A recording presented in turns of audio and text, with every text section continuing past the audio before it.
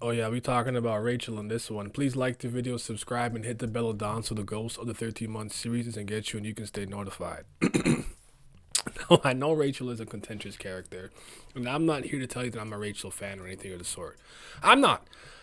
Over the years, because I've been reading Tower of God since the first season, The Lost Examination, I've become more neutral and indifferent on Rachel. I kind of just take her as I go.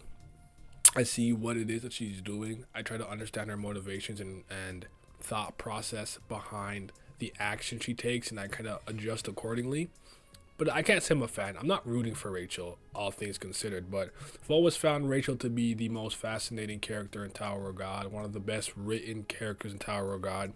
And anytime she's actually involved with the narrative of Tower of God, I believe the level of intrigue overall goes through the roof every time, even if it's something small, even if it's the Hell Train, the second, like the second push, the first push, Dollar Show. I said Dollar Show. Yeah, Dollar Show. Yeah, with like Aguero and stuff. Sorry, and then like even when she kind of just held some information over Bam's head and then dipped with Yura when Rock had one job after she blew up Aguero's heart in the hidden floor, always brought something. So when we saw her in the third season with the Pobedal family, the three wishes and everything, I was like, okay, Rachel's about to cook. She's about to do something crazy. I don't know why she's here, but oh boy, let's get it. But I would argue for the very first time in the Tower of God series, in an arc, a moment, saga, whatever the case may be, where Rachel was involved, I was unmoved. She didn't do anything for me this arc.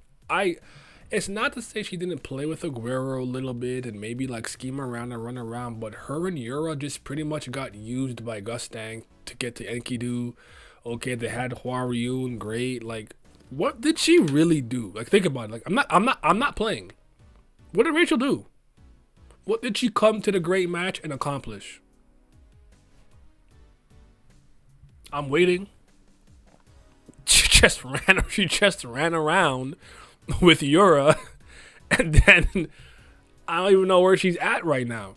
And I thought what the moment she was gonna really like pop off was when V came out of Bam, because remember she's talked about being scared of Bam, the night. The 25th Bam could mean the 25th night or 25th chestnut. Something about Bam is monstrous. Something about him is beastly. It's devilish, if you will. Like there's something about it.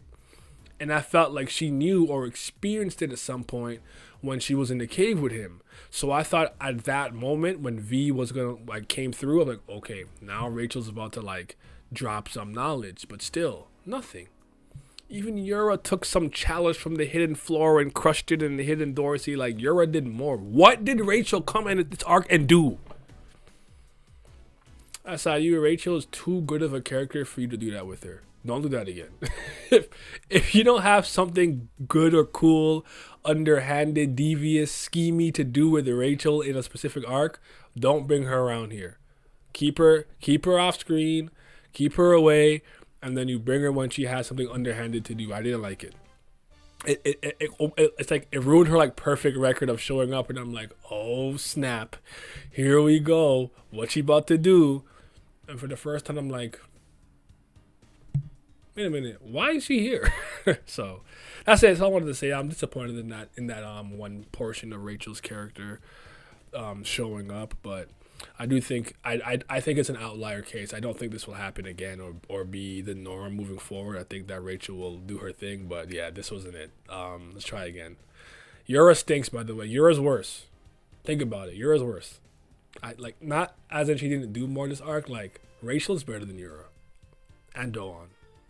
We have been bleeding numbers and pledgers over the last few months. I really need your guys' help and support on the Patreon. But for everyone who's here, I greatly appreciate it. Shout out to the CBLs. That's the Certified BAM Lovers.